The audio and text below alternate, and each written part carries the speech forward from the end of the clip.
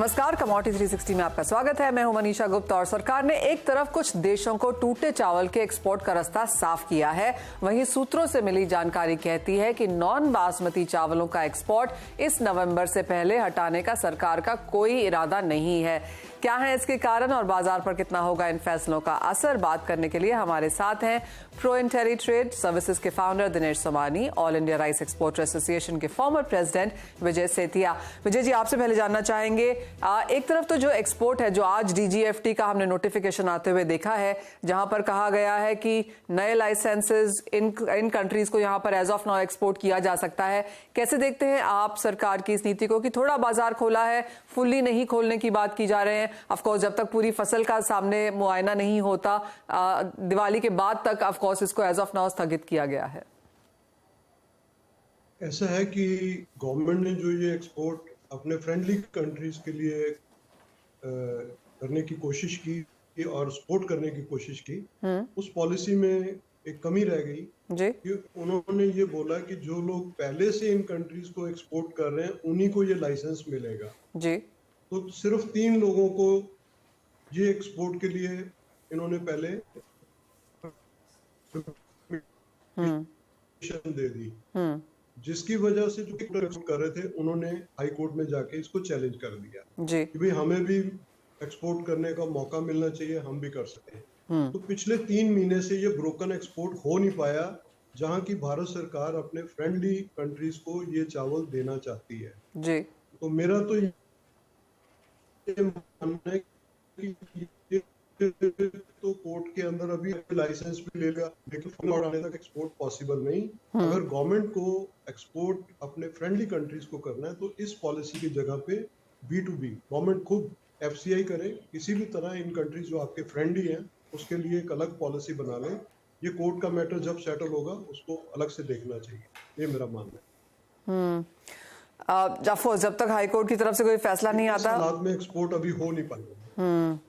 जी हाँ, जैसे आपने कहा भी, जब तक हाई कोर्ट का फैसला नहीं आता तब तक ये मियाद बढ़ा दी गई है। जी बिल्कुल, ये हाई कोर्ट के फैसले तक ब्रोकन राइस का एक्सपोर्ट हो नहीं पाएगा और गवर्नमेंट की प्रायोरिटी यही है कि ये हमारे फ्रेंडली कंट्रीज हैं, इनको हम इंसानी नाते भी मदद करना चाहते हैं और इनका जो सहयोग है हम उस लिए भी मदद करना चाहते हैं। अगर 3 महीने में हम एक्सपोर्ट नहीं कर पाए, कोर्ट्स के अंदर आर्गुमेंट सुनाने में, फैसला होने में टाइम लगेगा, लंबी डेट्स लग रही हैं, तो मेरा मानना है कि गवर्नमेंट अगर ये करना चाह रही है इन कंट्रीज की हेल्प, तो ये तो क्योंकि ट्रेड का एक डिस्प्यूट है कि मैं भी एक्सपोर्ट करूंगा, मैं भी करूंगा, वो झगड़ा लंबा है। जी हाँ। इन लोगों को क्यों गवर्नमेंट ने अलाउ किया, हमें क्यों नहीं अलाउ किया, वो तो अलग सेटल होगा। अभी जो जरूरी है इन कंट्रीज की हेल्प के लिए गवर्नमेंट अपनी पॉलिसी को चेंज करे। विजय जी, ओवरऑल चावल के प्राइसेस आप कैसे देखते हैं? क्योंकि अगर हम पिछले यही एक्सपोर्ट कर दे। हाँ जी जी, तो विजय जी, मैं प्राइसेस के बारे में जानना चाह रही थी कि अगर हम पिछले साल, एक साल में होलसेल रिटेल दोनों ही प्राइसेस भी अगर देख लें तो डबल डिजिट प्राइस गेन अभी भी हम वहां पर खड़े हैं। इवन एस को थोड़ी सी करेक्शन ऊपरी तरफ से आती हुई नजर आई है। जिस तरह की स्थिति है फिलहाल की एक्सपोर्ट अभी भी बैन है, OMSS के थ्रू लगातार चावल यहाँ पर बाजार में जा रहा है। कैसे देखते हैं आप अवेलेबिलिटी भारतीय बाजारों में? ऐसा है कि गवर्नमेंट का जो ऑब्जेक्टिव था कि भाई देश के अंदर लोगों को ठीक प्राइस पे चावल मिले, जब से ये गवर्नमेंट ने एक्सपोर्ट के ऊपर लिमिटेड सी रिस्ट्रिक्शन की है, खास करके रॉ राइस के लिए, उससे मार्केट में ये रॉ राइस की प्राइसेस इंडियन मार्केट में 2 से 3 रुपए कम हुई है, 200 रुपए 300 रुपए क्विंटल कम हुई है और उम्मीद है इसमें और भी सुधार होगा, नीचे आएंगे ये रेट। और लेकिन दूसरी तरफ पारबॉइल्ड नॉन बासमती की रिक्वायरमेंट बढ़ेगी और मैं समझता हूँ कि वैल्यू एडिड राइस का एक्सपोर्ट जो है वो देश के हित में है।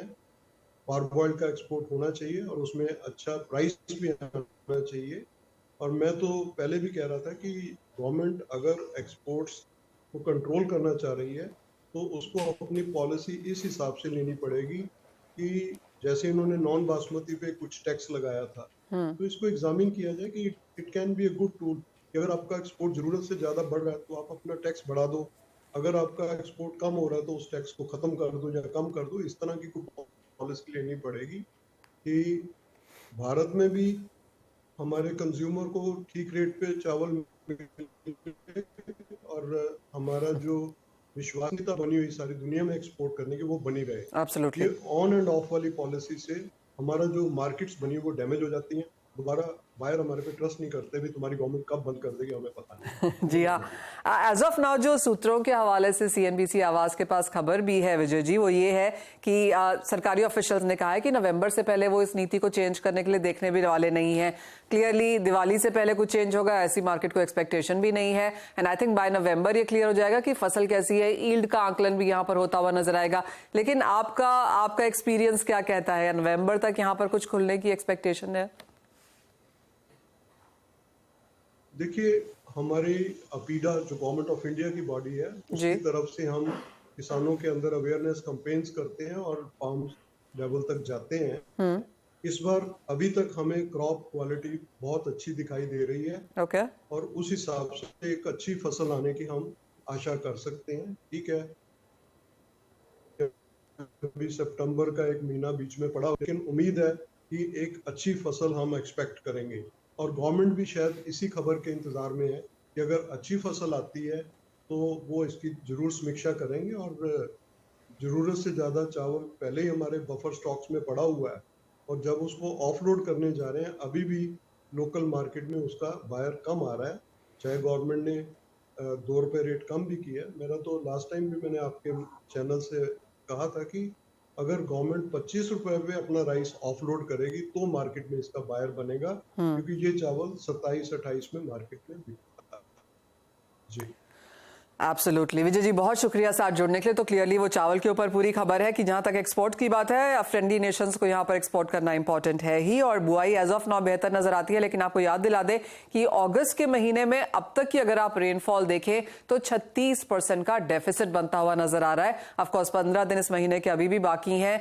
जून में 10% डेफिसिट बारिश थी, जुलाई में हमने 15% सरप्लस आते हुए देखी, लेकिन अगस्त को मिलाया जाए तो 1 जून से अब तक की जो बारिश है वो 5% बिलो नॉर्मल है। तो क्लियरली ये नंबर्स थोड़े से बहुत स्टैकअप होते हुए नजर नहीं आ रहे हैं। स्पेशली अगर आप खरीफ की फसलों को यहां पर देखें तो उसके ऊपर नजर हमारी बनी ही रहेगी।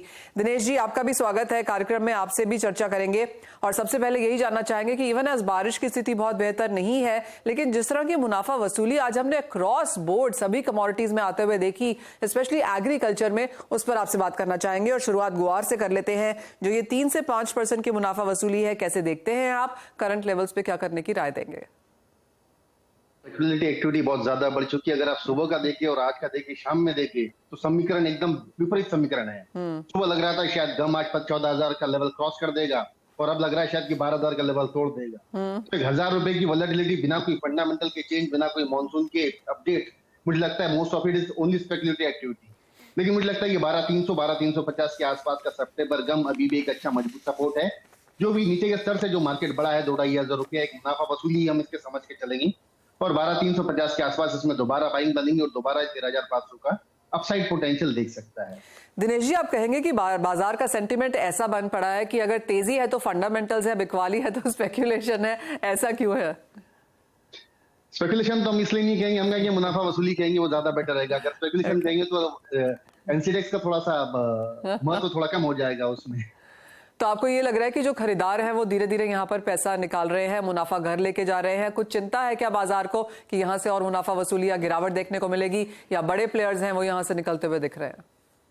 ऐसा मान लीजिए बहुत शॉर्ट टर्म में ही जो बाजार है, ये अभी 10,500 था और 10,500 का ये 13,500 हुआ। 3,000 रुपए 30% अच्छा खासा मुनाफा मिल रहा है। तो most of the short term traders वो प्रीफर करेंगे कि उसमें मुनाफा वसूली निश्चित तौर से करें। और मुनाफा वसूली करने के बाद अगर 1,000 रुपया और नीचे इमीडिएटली मिलता है, 10% इंट्राडे ही पकड़ लो आप, तो मुझे लगता है कि दोबारा खरीद करने भी आ सकते हैं। तो आपको नहीं लगता कि शॉर्ट सेलर्स को यहाँ पर आना चाहिए एट ऑल? जो मुनाफा ले रहे हैं उन्हीं को बाजार में फिलहाल काम करना चाहिए? कंसर्न सबसे बड़ा मॉनसून है। सोइंग हो चुकी है, सोइंग एट ग्रोथ स्टेज है। अगर उसकी फली पूरी भरती नहीं है तो मुझे लगता है यील्ड में काफी इसमें घटौती होगी, और इस चक्कर में चलते हुए मुझे लगता है कि बाजार में दोबारा एक बार अपसाइड पोटेंशियल हमें देखने मिल सकता है, और एक बार दोबारा एक तेजी का रुख हमें देख सकते हैं। तो यानी कि एक्यूमुलेशन लेवल्स ढूंढने चाहिए, ना कि बिकवाली करनी चाहिए। काफी हद तक दिनेश जी यही हाल यहाँ पर जीरा में भी रहा है। एक तरफा तेजी देखने को मिली है और फाइनली कुछ मुनाफा वसूली अब आने को मिली है। करंट लेवल्स कैसे देखते हैं? और यहाँ पर तो मार और भी जोर से पड़ी है, लोअर सर्किट 6% नीचे कारोबार। बिल्कुल, जीरे में डिमांड बिल्कुल कमजोरी चल रही थी और अराइवल्स और भी उससे कमजोर चल रही थी। बट एक्सपोर्ट डिमांड जो कि बिल्कुल कम थी, और ये डर हमेशा बना था कि चाइना और सीरिया से जो माल इंपोर्ट हो रहा है वो शायद अगस्त के महीने में हमारे यहाँ पर आए। बट हाल फिलहाल देखा जाए तो जितना एक्सपेक्टेड था उससे बहुत ही कम माल अभी हमारे यहाँ इंपोर्ट होकर आया है। बट एक भाव का जो डर है लोगों के मन में कि इतना ऊंचा भाव है, इस भाव पर ये बाजार सस्टेन करेगा या नहीं, इसी चलते हुए जो मैक्सिमम होल्ड करके बैठे थे, मुझे लगता है उन्होंने आज अपना ऑफलोड किया है। सेकेंडली डिलीवरी का डर जो है ये ट्रेडर्स को काफी सता रहा है। मुझे लगता है इस डिलीवरी डर के चक्कर में ही बाजार में आज जो पैनिक सेलिंग आई है उसके चलते मार्केट नीचे आया। फंडामेंटल में अभी भी देखो तो कोई बदलाव नहीं लगता है मुझे। और जो ये मार्जिन में कटौती हमने आते हुए देखी है उसका तो कोई असर देखने को मिला ही नहीं। बाजार को ऐसा लग रहा था कि मार्जिन में जो कुछ भी घटत यहाँ पर आई है शायद और ट्रेडर्स यहाँ पर मार्केट में आएंगे, लेकिन हमने उसके बिल्कुल विपरीत काम होते हुए देखा। जी बिल्कुल, मार्जिन का कोई मेजर इंपैक्ट हमने आज भी देखा नहीं, और मार्जिन मुझे लगता है कि जो 5,70,000 की 4,30,000 के आसपास कुछ हुई है, बट उसका मेजर इंपैक्ट हमें देखने नहीं मिला मुझे। जी हाँ, और वो मसालों का सिनेरियो आपके सामने है। सबसे बड़ी गिरावट जीरा में है, लेकिन धनिया और हल्दी भी इससे अछूते नहीं रहे। 2 से 3% की गिरावट हमने वहां भी बनते हुए देखी है।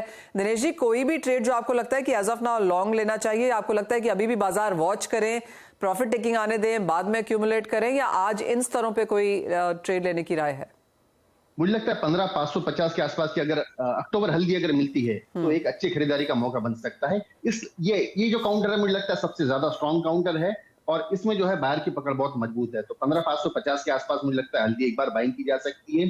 धनिया मुझे ऐसा धीरे धीरे नीचे नीचे ही आता हुआ लगता है। फिर भी 7230-40 का अगर सितंबर धनिया देखा जाए तो एक पुल बैक रैलीज के हिसाब से बाई किया जा सकता है। ऑलराइट, तो खरीदारी की राय यहाँ पर अभी भी डिप्स पे आती है, और जैसे कहा गया जिस तरह का बारिश है, जिस तरह का यील्ड की प्रॉब्लम्स आगे जाके बाजार में हो सकती हैं, खरीदारी की अपॉर्चुनिटीज यहाँ पर आपको और भी निकल के आती हुई नजर आएंगी। ये तो बात हुई एग्रीकल्चर कमोडिटीज की, लेकिन रुकेंगे एक ब्रेक के लिए। जब लौटेंगे तो बात करेंगे यहाँ पर सोने चांदी में। यहाँ पर अच्छी खासी उठापटक है, और जिस तरह से रुपए में गिरावट है उसका बहुत फायदा हमने इंडियन मार्केट्स में आता हुआ नहीं देखा। इस पर भी चर्चा करेंगे इस ब्रेक के बाद।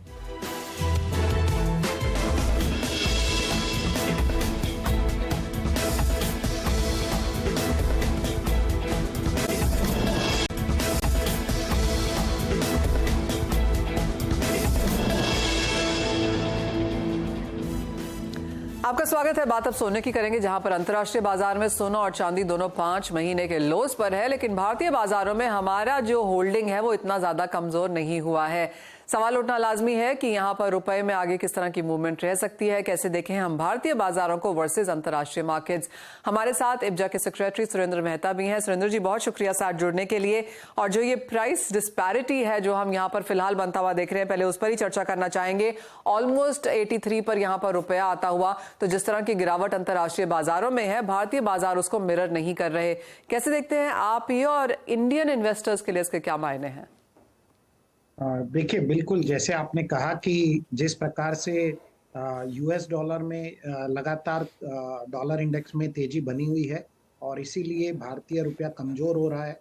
रुपए के मामले में हम 83 रुपीस को क्रॉस कर चुके हैं, और इसीलिए गोल्ड प्राइसेस अंतर्राष्ट्रीय बाजारों में निचले स्तरों पर हैं, लेकिन भारतीय बाजारों में इतना इम्पैक्ट नहीं आया है जितना अंतर्राष्ट्रीय बाजारों में गोल्ड के प्राइसेस को लेकर आया है। इसको यदि देखा जाए तो बेसिकली हम ऐसा देख सकते हैं कि ये जो पिछले 8-10 दिनों की जो भी बढ़ोतरी हमने देखी है गोल्ड प्राइसेस के अंदर भारतीय बाजारों में और अंतर्राष्ट्रीय बाजारों में जो गिरावट हुई है, उसका जो मुख्य उद्देश्य है, यूएस में जो कई बार फेड के कई सदस्यों ने ऐसी बात कही कि यहाँ पर फेड को रुकना नहीं चाहिए, उनको इन्फ्लेशन के ऊपर अभी भी कोई इन्फ्लेशन कम नहीं हुआ है, या इन्फ्लेशन जब तक पूरी अच्छी तरह से कम नहीं हो जाता तब तक इंटरेस्ट रेट के ऊपर दबाव बना रहना चाहिए। तो ये एक मुख्य कारण था जिसकी वजह से अंतर्राष्ट्रीय बाजारों में सोने के भाव कम हुए, और यही कारण है कि डॉलर इंडेक्स में लगातार तेजी होती जा रही है। जहां तक भारतीय बाजारों की बात है, यस, ये जो 1,000-1,200 रुपए का भारतीय बाजारों में इसका इफेक्ट आया है, लेकिन इसका फायदा ये हो रहा है कि जहां पर डिमांड बहुत अच्छी बढ़ गई है भारतीय बाजारों के अंदर, और ज्वेलर्स उसका भरपूर फायदा उठा रहे हैं। जी हाँ, एब्सोल्युटली। और सुरेंद्र जी, क्या लगता है आपको, 1900 तोड़ने की तैयारी है क्या यहाँ पर अंतर्राष्ट्रीय बाजारों में, और अगर हाँ तो भारतीय बाजार फिर कहाँ तक गिरेंगे? देखिए, मुझे ऐसा लगता है अंतर्राष्ट्रीय बाजारों में $1866 पर, $1866 पर एक बहुत अच्छा सपोर्ट लेवल बना हुआ है। यदि ये इस लेवल को तोड़ेगा तो ही उसमें बहुत भारी गिरावट आएगी, वरना मैं अब भी मानता हूं कि ये कंसोलिडेशन फेज है, और कंसोलिडेशन फेज में आपको जब मार्केट को एक बार $2000 आप क्रॉस करने के लिए मूव करना होता है तो आपको उसमें एक बार गिरावट लानी पड़ती है, क्योंकि जो मार्केट के प्लेयर्स होते हैं, जो बड़ी माइनिंग कंपनियां होती है, जो ETF होते हैं, जो सेंट्रल बैंकें होती हैं, वो नेचुरली एक नीचे के स्तर पर खरीदना चाहती है। तो उन लोगों के बाइंग न करने की वजह से हम अंतर्राष्ट्रीय बाजारों में दबाव देख रहे हैं। मुझे लगता है 1866 बहुत बड़ा सपोर्ट लेवल होने वाला है, और कहीं पर भी गोल्ड प्राइसेस $1866 से $1894 के बीच में सेट होके वहां से वापस एक नई रफ्तार पकड़ सकते हैं। खरीदारी ऑफ कोर्स यहाँ पर बाजारों में लौटी है, जैसे आपने कहा भारतीय बाजारों में चाहे सॉवरेन गोल्ड बॉन्ड है, ETFs है, फिजिकल मार्केट्स है, हमने सभी जगह पे नंबर्स प्लस आते हुए देखे हैं। लेकिन एक और इम्पोर्टेंट मुद्दा सुरेंद्र जी, और वो ये है कि बहुत जल्द इसी हफ्ते में हॉलमार्किंग की एक और मीटिंग होने वाली है, इंडस्ट्री की उस पर भी नजर है। क्या कुछ यहाँ से एक्सपेक्ट किया जा सकता है? कहाँ खड़े हैं हम हॉलमार्किंग को लेकर फिलहाल? और ये मुद्दा इसलिए भी इम्पोर्टेंट है क्योंकि शादियों का सीजन, फेस्टिवल सीजन, दिवाली यहाँ पर बहुत जल्दी आने वाली है, तो कंज्यूमर्स के लिए भी इसके क्या मायने होंगे? देखिए, जहां तक हॉलमार्किंग का सवाल है, तो अभी फिलहाल 288 डिस्ट्रिक्ट में हॉलमार्किंग मैंडेटरी है आउट ऑफ 746 डिस्ट्रिक्ट जो भारत में है। सरकार बिल्कुल इसको लगभग 350 सेंटर तक बढ़ाना चाहती है, 350 डिस्ट्रिक्ट तक हॉलमार्किंग लेकर जाना चाहती है। और मैं आपको बता दूं कि रोज भारत में 4 लाख पीस हॉलमार्क होते हैं। मतलब आप रोज लगभग 2.8 टन ज्वेलरी को हॉलमार्क करते हैं। पूरे साल में लगभग 980 टन ज्वेलरी हॉलमार्क हो जाती है।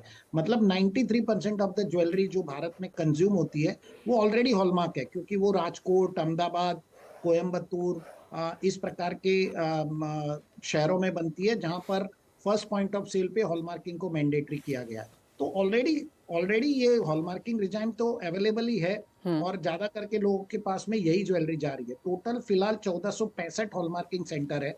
यदि सरकार ये इसको और ज्यादा डिस्ट्रिक्ट में अप्लाई करती है तो मुझे नहीं लगता कोई बहुत बड़ी दिक्कत आने वाली है, क्योंकि सभी के पास यही हॉलमार्किंग ज्वेलरी ही लगभग पहुंच रही है।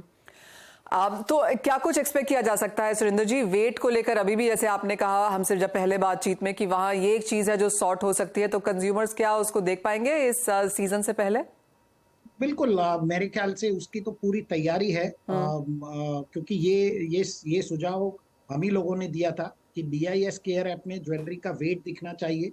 साथ ही हमने एक और डिमांड रखी थी कि वहां पर जो डेट ऑफ हॉलमार्किंग होती है वो नहीं दिखना चाहिए, क्योंकि कई बार यदि हॉलमार्किंग काफी पुराना होता है तो कस्टमर को ये लगता है कि ये ज्वेलरी भी बहुत पुरानी है, लेकिन ज्वेलरी ट्रेडिशनल होती है, वो कभी पुरानी नहीं होती है। तो हमारी जो 2-3 मांगे हैं, मुझे पूरा उम्मीद है कि वो मांगे मंजूर हो जाएगी और हॉलमार्किंग सेंटर की संख्या भी बढ़ जाएगी।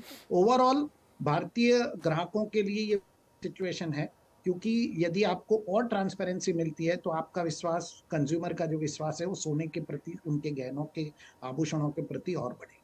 एब्सोल्युटली। सुरेंद्र जी बहुत शुक्रिया साथ जुड़ने के लिए, प्राइसेस बताने के लिए, रुपये का कैलकुलेशन, और ऑफ कोर्स जो हॉलमार्किंग की मीटिंग शायद इसी हफ्ते में होने वाली है वहां से भी क्या कुछ एक्सपेक्ट किया जा सकता है। ये तो बात हुई सोने चांदी की, लेकिन एक नजर यहाँ पर मेटल्स पे डालना जरूरी है, क्योंकि इस हफ्ते की शुरुआत भी ऑन द वीकर साइड रही है। दिनेश जी, यहाँ पर कोई टॉप ट्रेड जो आपको समझ में आता हो? रेंज बाउंड एक्टिविटी होनी चाहिए, और मैंने पहले भी कहा था कि डॉलर इंडेक्स 101.5 के ऊपर ट्रेड हो रहा है। ये एमसीएक्स की सारी कमोडिटीज के लिए एक मंदी कारक होता है, बट अभी मुझे लगता है 103.50 का मेजर रेजिस्टेंस है डॉलर इंडेक्स में, और यहाँ से कुछ गिरावट बिल्कुल संभव है। मुझे लगता है दोबारा 102.10 के आसपास ही आ सकता है।